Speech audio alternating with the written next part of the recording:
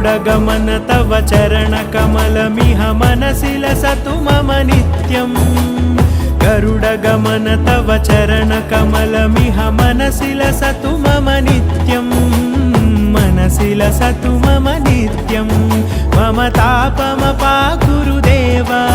मम पापमपाकुरुदेव मम तापमपाकुरुदेव मम पापमपाकुरुदेव